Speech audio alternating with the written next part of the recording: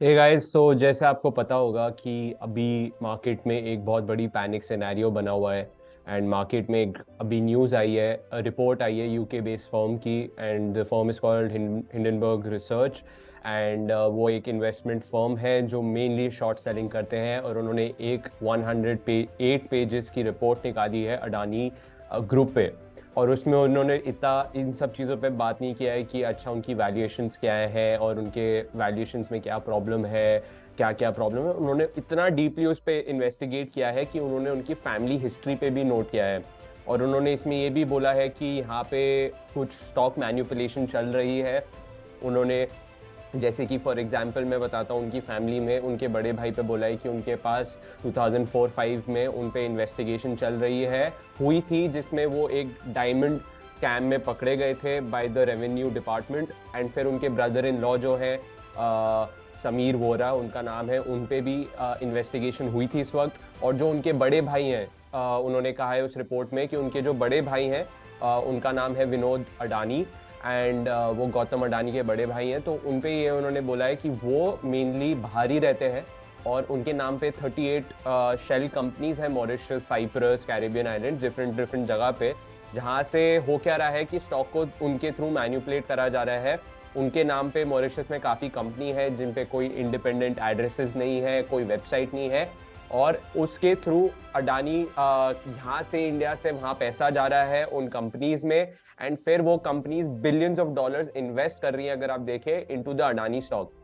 तो अगर आप देखा जाए तो ये एक सिचुएशन है जिसमें ऐसा लगता है कि हो सकता है कि स्टॉक मैनिपुलेशन हो रही हो, अगर ये सारी बातें सच है। और इशू ये भी एक बहुत बड़ा हो रहा है कि अडानी ग्रुप की तरफ से एक स्टेटमेंट आई, बट वो इतनी कोई अच्छी उनकी तरफ से स्टेटमेंट थी नहीं, और वो अभी तक एक काइंड ऑफ साइलेंस है वहां पे। अगर इतनी बड़ी रिपोर्ट आई है तो उन्हें अभी तक कुछ बोलना चाहिए था, और मार्केट उस चीज का वेट कर रहा है। जब तक मार्केट को कभी भी अनसर्टेनिटी पसंद नहीं है, और मार्केट को अभी पूरी अनसर्टेनिटी लगी हुई है। और जहां तक कि ओवरऑल सिनेरियो की बात है, उन्होंने उनकी ऑडिटिंग पे भी बोला है कि ऑडिटिंग जो होती है वो एक ऐसा फर्म करता है जो केपेबल ही नहीं है इतनी कॉम्प्लेक्स ऑडिटिंग करने की, इतनी बड़ी बड़ी कंपनीज की। और फिर इसका इफेक्ट क्या होएगा, तो अडानी गौतम अडानी ने किया क्या है कि वो एक कंपनी की वैल्यूएशंस अच्छी हो जाती थी उनकी, फिर उसके बाद वो बैंक से जाके based on those valuations loan ले लेते थे। एंड फिर वो जब लोन ले लेते थे तो फिर एक और कंपनी बन जाती थी, एक और बिजनेस बन जाता था। फिर वो वापस जाते थे, फिर किसी और बैंक से वो लोन ले लेते थे। तो इसकी वजह से अगर आप देखें तो जो बैंक निफ्टी है, फ्राइडे को सबसे ज्यादा फर्क उस पर पड़ा है, क्योंकि बैंक्स का जो एक्सपोजर है अडानी ग्रुप पे वो काफी बड़ा है। और फिर अगर आप उनकी शेयर होल्डिंग देखें, उसमें मेनली हर एक ग्रुप में, अडानी पोर्ट्स में तो अगर आप देखें तो LIC की 9% की शेयर होल्डिंग है। तो LIC का भी बहुत बड़ा एक्सपोजर है। तो इससे रिलेटेड मार्केट में इस एक स्टॉक से और एक ग्रुप से काफी ज्यादा स्टॉक्स और सारे एंटिटीज बहुत इंटर रिलेटेड है। तो इस वजह से जो आपको इफेक्ट दिख रहा है वो मार्केट में काफी बड़ा दिख रहा है। ये वीडियो मेरा बस बेसिकली ये बनाने का वीडियो था। मैं अब जो हो चुका है उसके बारे में मेरे को इतना डिस्कस करना नहीं है, बट यहाँ से आगे क्या कर सकते हैं उसके बारे में मेरे को डिस्कशन करना था। सबसे पहले तो अगर इससे सीख क्या क्या मिल सकती है हमें, ग्रीड। आप ग्रीडी अगर रहेंगे, अगर मार्केट को आप देखेंगे अरे ऊपर जा रहा है स्टॉक, स्टॉक बस वन वे ऊपर जा रहा है। अगर मैं मंथली चार्ट्स अगर आपको अडानी का दिखाऊं, तो अगर आप देखें तो अडानी का स्टॉक ऐसे गया है रॉकेट। और जब भी कोई चीज रॉकेट जाती है वो सस्टेन इतना नहीं होती है, एक सस्टेनेबल मूव होना चाहिए। पर्सनली मैं डिस्क्लेमर देना चाहूंगा, मेरी कोई शेयर होल्डिंग नहीं है अडानी स्टॉक्स में। मेरे पास कोई एक भी अडानी का स्टॉक नहीं है। एंड अगर आप देखें तो बिटकॉइन का भी कुछ ऐसा ही चार्ट था, और फिर वो जब नीचे आया है तो वो बहुत डीपली नीचे आया है। तो जो भी चीज ऊपर जाती है ना वन वे, वो जब नीचे आती है तो वो और तेजी से आती है। और फिर होता क्या है, जो लोग ऊपर बाय करके बैठे हुए होंगे, अब वो निकलने में उनको मुश्किल हो रही होगी, क्योंकि वो अगर बाय करके उनको थोड़े टाइम प्रॉफिट दिखा होगा तो वो सोच रहे होंगे कि अब इस लेवल पे नहीं निकल सकते, और वो एक बहुत बड़ा इशू हो जाता है माइंडसेट का। अब अगर मैं बात करूं, बैंक्स के एक्सपोजर वो काफी ज्यादा है। तो नेक्स्ट चीज क्या डिस्कस कर सकते हैं कि अगर आपके पास ये स्टॉक है तो अब आप क्या कर सकते हैं। पहले एक चीज मैं बोलूंगा कि ये जब नीचे आता है, थोड़ा यहाँ पे ये मत सोचिए कि यहाँ पे ये इतना नीचे आ गया है और कितना नीचे आएगा। वो और कितना नहीं पता हमें, और कितना नीचे आएगा तो वो आप उसमें दिमाग लगाइए मत। वो पूरा न्यूज बेस्ड है, आपको कुछ नहीं पता कितने नीचे आएगा, तो वो नीचे कितना आएगा उस पर फोकस मत करिए। और अगर आपके पास एक स्टॉक होल्डिंग है, तो उसके लिए हमें क्या कर सकते हैं वो देखने की जरूरत है। तो अब मैं यहाँ पे एक स्ट्रैटेजी होती है जिसे हम बोलते हैं, अगर ये उनके लिए है जिनके पास ऑलरेडी ये स्टॉक है उनके पोर्टफोलियो में। तो अगर आपके पास ऑलरेडी ये स्टॉक है अपने पोर्टफोलियो में, तो आप क्या कर सकते हैं कि अभी अब आप ना निकाल पा रहे हो तो आप क्या कर सकते हैं, एक स्ट्रैटेजी होती है जिसको हम बोलते हैं कवर्ड कॉल। तो कवर्ड कॉल में क्या होता है कि आपके पास ऑलरेडी अपने पोर्टफोलियो में वो स्टॉक है, बट फिर आप कॉल्स जो होती हैं वो सेल कर देते हैं। तो अगर आप कॉल सेल कर देते हैं तो आप क्या चाहते हैं कि जिस लेवल पे आपने कॉल सेल की है, जिस स्ट्राइक प्राइस या जिस कॉन्ट्रैक्ट में आपकी जो स्ट्राइक प्राइस है वो चूज की है, आपका वो एक्सपायरी तक उसके नीचे रहना चाहिए। अगर नीचे रहता है तो वो जीरो हो जाती है उसकी वैल्यू। तो आप क्या चाहते हैं, या तो साइडवेज रहे या इस लेवल के नीचे रहे। तो अब होता क्या है, जब ये इतना बड़ा मूव आता है तो कभी भी मोस्टली मार्केट में ये होता है कि कभी भी ऐसा नहीं होएगा कि वी शेप रिकवरी हो जाएगी और ये वापस ऊपर पहुंच जाएगा। इसके पीछे रीजन ये है कि काफी लोग अपने पोर्टफोलियो में स्टॉक है और वो अटके हुए हैं। अब ये जब भी बाउंस देगा ये स्टॉक, जैसे ऊपर बाउंस दिया, जो लोग यहाँ अटके हुए हैं वो निकलेंगे, फिर ये वापस नीचे आ जाएगा, फिर ये थोड़ी देर यहाँ पे ऐसे रह सकता है, फिर ये ऊपर जाने का अगर ट्राई कर सकता है तो फिर यहाँ वाले लोग करेंगे। तो होगा क्या कि ये ऊपर अब इसको रेजिस्टेंस मिलती रहेगी क्योंकि इसने जो मेजर लेवल्स हैं वो ब्रेक कर दिए। तो आप रेजिस्टेंस लेवल के वहां पे एक स्ट्राइक चूज करके और आप एक सेलिंग कर सकते हैं, एटलीस्ट आपको इससे एक इनकम मिले। और अभी इसके जो ऑप्शंस हैं उनकी वैल्यू बहुत, उसकी प्रीमियम्स काफी हाई हो रखी है बिकॉज वॉलेटिलिटी हाई है। तो वॉलेटिलिटी इसमें हाई है, वेगा अच्छा है, तो उसकी वजह से प्रीमियम्स हाई है, और प्रीमियम्स अगर हाई होती है it is beneficial to sell options. तो अब इसमें अगली स्ट्रैटेजी क्या होगी, ये होगी कवर्ड कॉल वालों के लिए कि एक आप रेजिस्टेंस पॉइंट ढूंढिए और फिर आप वहां पे कॉल ऑप्शन सेल कर सकते हैं। अब कुछ लोग होंगे वो सोचेंगे कि ये वाला मूव जो है ये मिस हो गया, शॉर्ट कर देते बहुत अच्छा प्रॉफिट हो जाता, और वो हमारा मिस हो गया। तो ठीक है, अब जो हो गया है, अब आगे क्या कर सकते हैं वो बहुत इंपॉर्टेंट है। तो वैसे पर्सनली मैं इतना ट्रेड करता नहीं हूँ क्योंकि इतने वॉलेटाइल है अडानी के स्टॉक्स, बट अभी ये मेरे को एक अच्छा लग रहा है सिनेरियो जहाँ पे ट्रेड कर सकते हैं।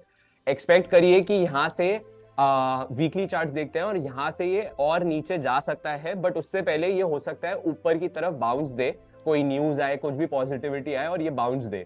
बट जो लोग अटके हुए होंगे वो वहां पे निकलने का ट्राई करेंगे हर जगह। तो जब वो निकलने का ट्राई करेंगे तो वो रेजिस्टेंस फेस करेगा और फिर वो नीचे आ जाएगा। हो सकता है फिर वो जब नीचे आए तो वो और नीचे जाके टूट के और नीचे तक चले जाए और वो यहाँ तक आ जाए जो आपका 2200 का लेवल है। यू नेवर नो, कुछ भी हो सकता है क्योंकि ये न्यूज बहुत बड़ी है।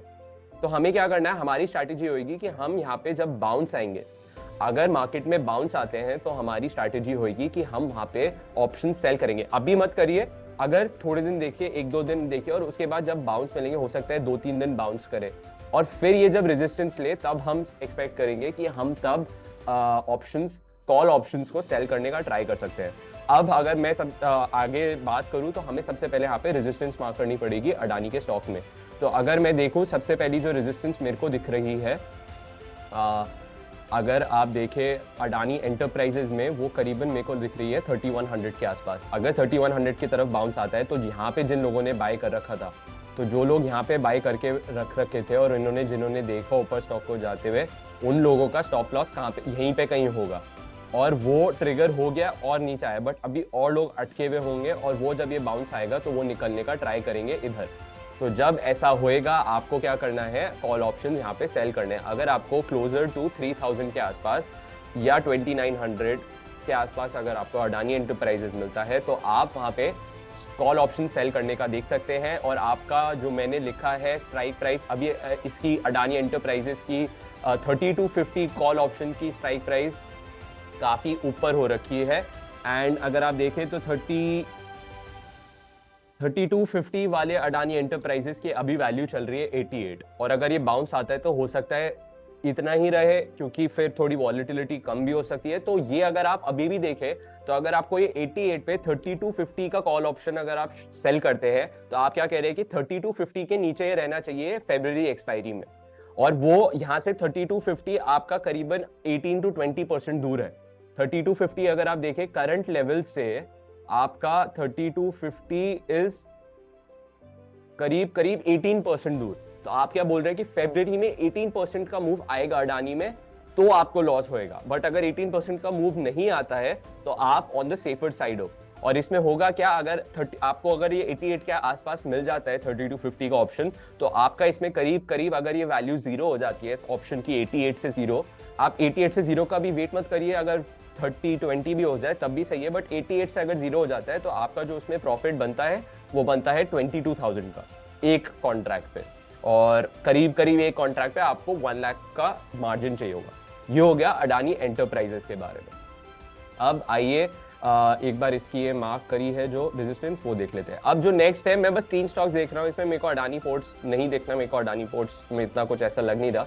दूसरा जो मैंने स्टॉक शॉर्टलिस्ट किया है अडानी ग्रुप का, एफएनओ में कुछ ही स्टॉक्स हैं, तो दूसरा जो है वो है अंबुजा सीमेंट। ये सबसे ज्यादा गिरा है और सबसे ज्यादा प्रॉब्लमैटिक इसमें रहा है। ये स्टॉक अगर आप देखें तो काफी शार्प फॉल आया है, और इसके लिए जो रेजिस्टेंस अब बनेगी, जो लोग यहाँ पे ट्रैप्ड है उनके लिए करीबन 480 के आसपास की बनेगी। अब 480 के आसपास अगर बाउंस आता भी है, जो मुश्किल है आना, तो जितना भी आप होए 450 या 420 के आसपास भी अगर आपको मिलता है तो आप ऑप्शन को सेल करने का देख सकते हैं। और इसका जो 480 का ऑप्शन है वो करीबन यहाँ से 22-23% दूर है 480 का लेवल। तो आप 480 की अगर कॉल सेल करेंगे इन द कमिंग डेज, तो 480 की कॉल इसकी एज ऑफ नाउ अभी चल रही है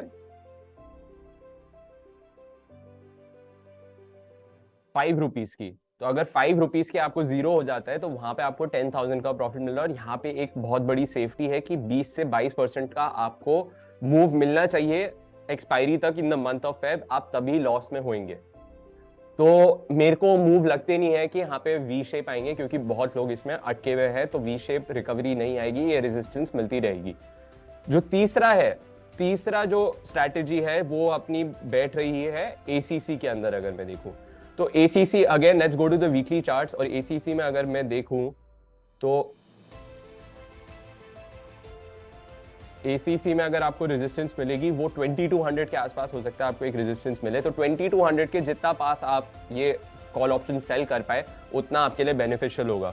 तो 2200 अगर आप देखें तो 2200 इस करीबन यहाँ से 15 to 16% दूर।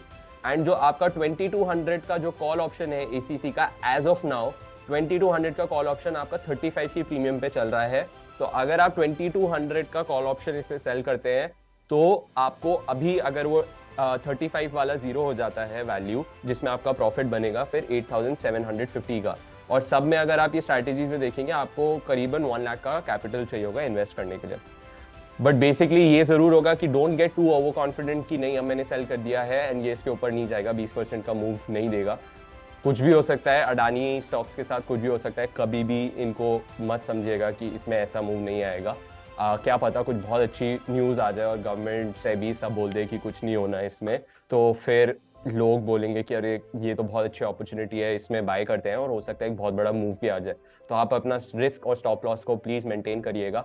बट यही है कि यहाँ पे बॉटम ढूंढने की कोशिश मत करिए, उससे बेटर स्ट्रैटेजी होगी कि अगर बाउंस आते हैं या तो बजट पे आए या वो बजट के बाद आए या अभी आ जाए नेक्स्ट 2 डेज में, अगर बाउंस आते हैं तो बाउंस आने पे आप कॉल ऑप्शंस को सेल करने का देख सकते हैं। That will be the best strategy according to me.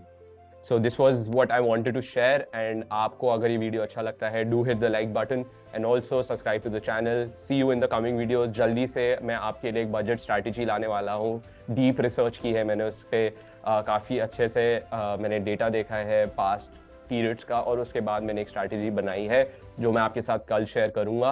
And फिर हम देखेंगे कि आगे हम क्या कर सकते हैं। So that's all for this video. Bye bye, take care, see you soon.